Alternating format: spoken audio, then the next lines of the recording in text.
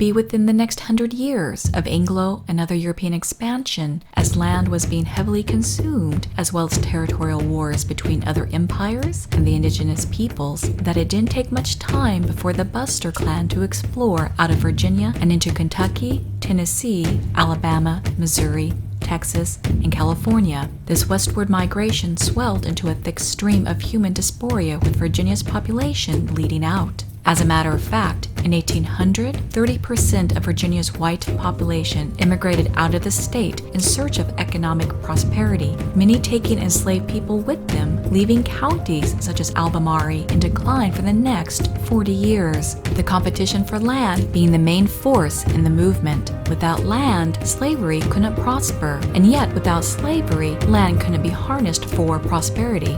Therefore, because of slavery, the overuse of land evolved into a common problem that would haunt the South, despite the intoxicating profitability for their larger plantation owners, and especially in the cotton trade. But before we delve deeper into our expansion of slavery and its consequences, we're going to briefly revisit the practice of indentured bondage. Although the comparison of slavery and indentured bondage is far from being balanced, and not by any means equal to the experiences, however, these two institutions reveal an objectification about Western society, the misuse of labor under a Christianized nation.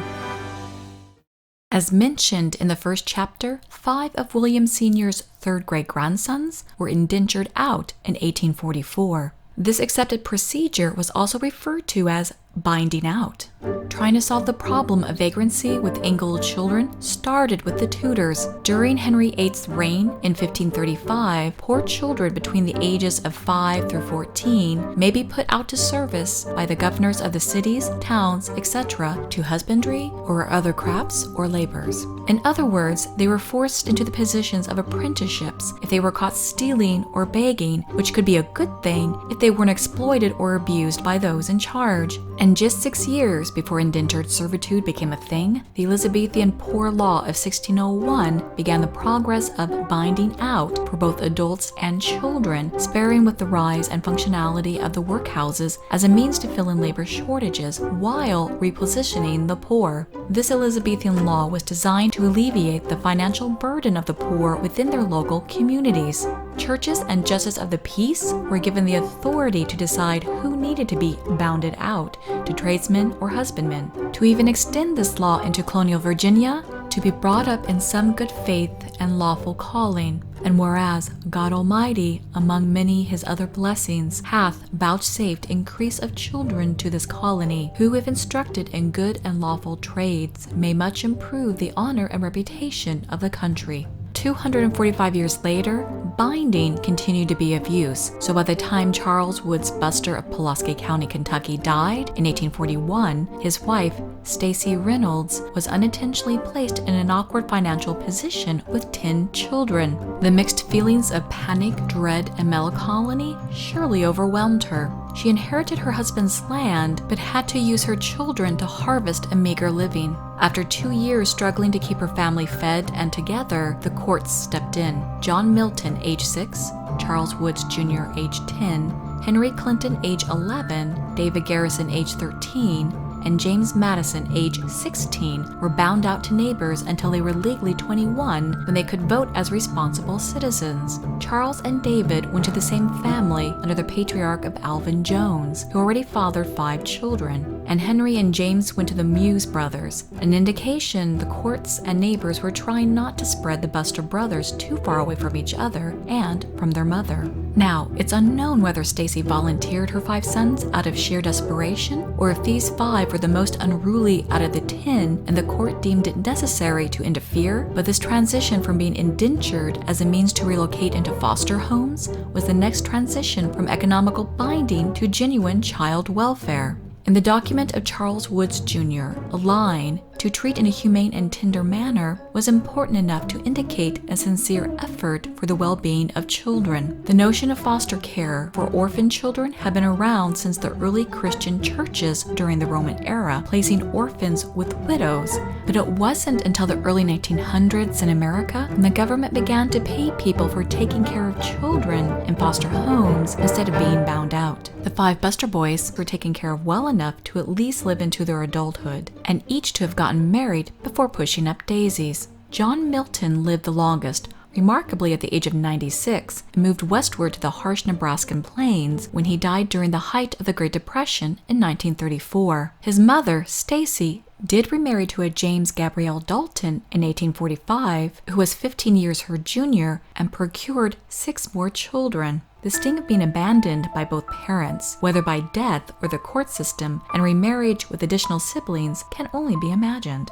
The intentions of binding out were twofold. One, to turn the poor into law-abiding citizens who would not become a financial burden on society, and 2, provided free labor for the community, even if on a temporary basis. Before there was a foster care system attempting to focus more on the protection and the welfare of children, for centuries children were considered as a viable workforce alongside of adults. This procedure of binding out continued well into the 20th century, still under the implication of apprenticeship with the establishment of the orphan train phenomenon, which transported inner-city children to farmers so they can learn a trade. The orphan trains officially ended in 1929, while child labor laws were put in effect in 1933.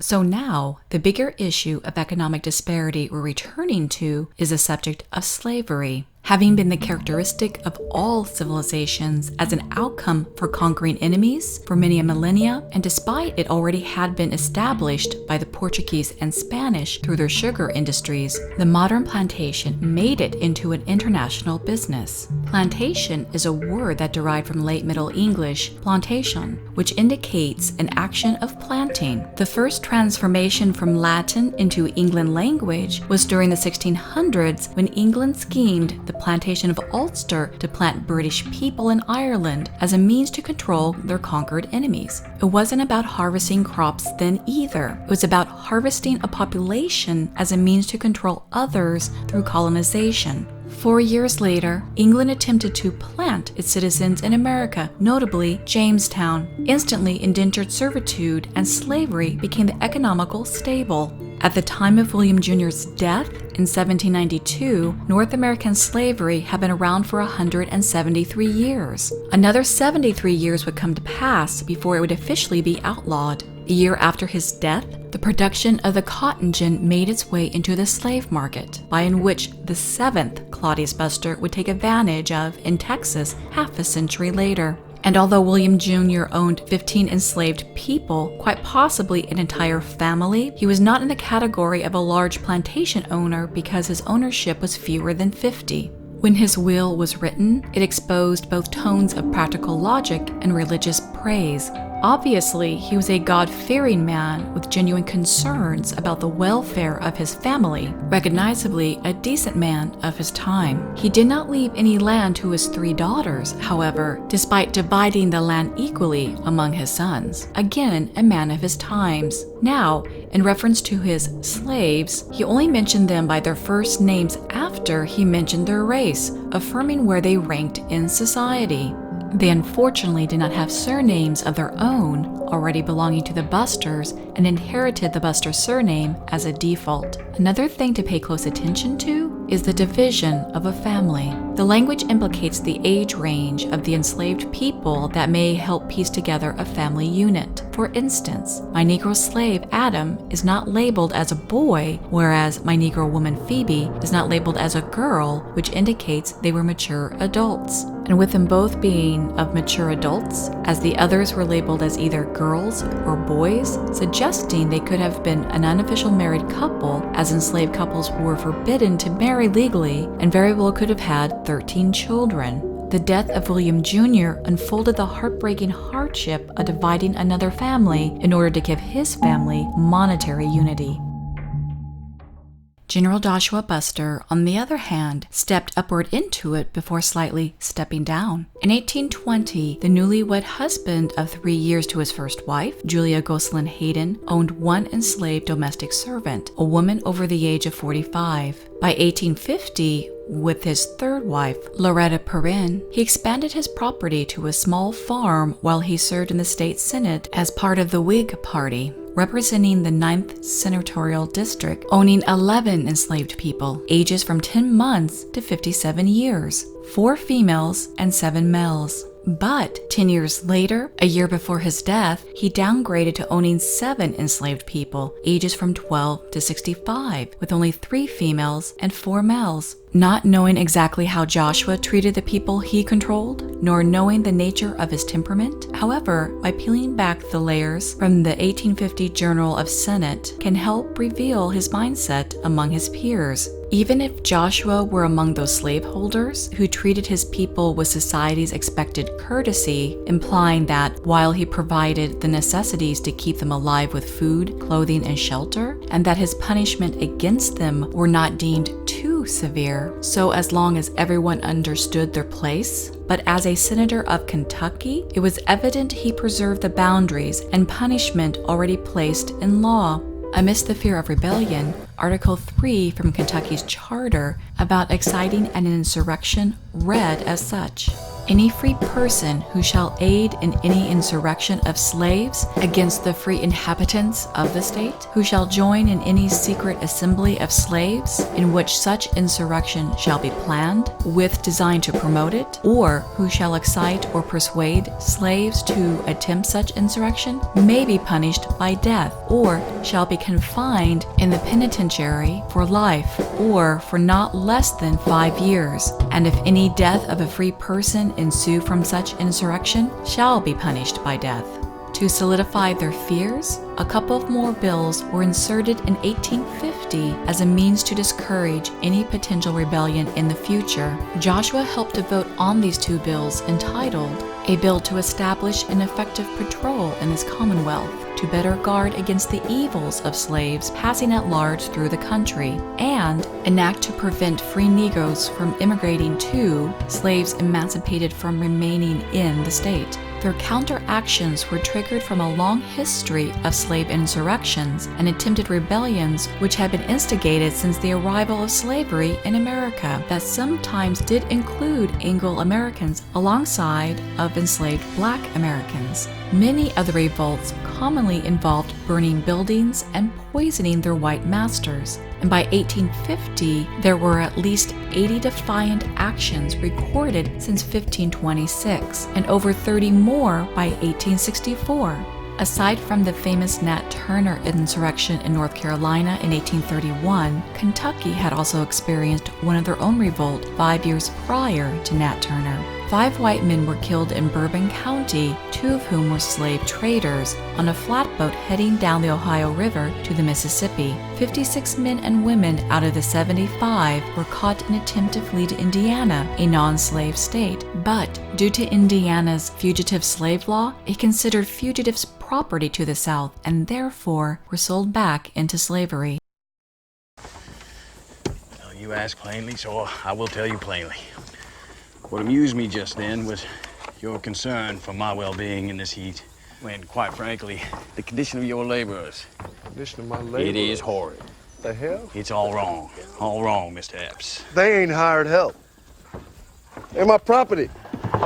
You say that with pride. I say it as fact. If this conversation concerns what is factual and what is not, then it must be said that there is no justice nor righteousness in this slavery. But you do open up an interesting question. What right have you to your niggas when you come down to the point? What right? I bought them. I paid for them. Of course you did, and the law says you have the right to hold a nigger. But begging the law's pardon, it lies. Suppose they pass a law taking away your liberty, making you a slave. Suppose. That ain't a supposable case. Laws change, Epps. Universal truths are constant. It is a fact, a plain and simple fact, that what is true and right for all, white and black alike. In In spite of Joshua's bigotry, he did have genuine compassion, making him two sides of the same coin. Although the bill did not pass, he did vote yes for allowing widowers and orphans of fallen Kentuckian soldiers from the Mexican-American War to be compensated from the General Assembly in exchange for voting no on a bill which would allot money to repair the military monument in Frankfurt, to which the majority of his peers voted yes on that project instead. Having experienced the death of his father at a young age, it's not hard to understand why he sympathized with the widowers and orphans. Another example of Joshua's character was allowing one of his enslaved servants to purchase his freedom. Various reasons could define the motive.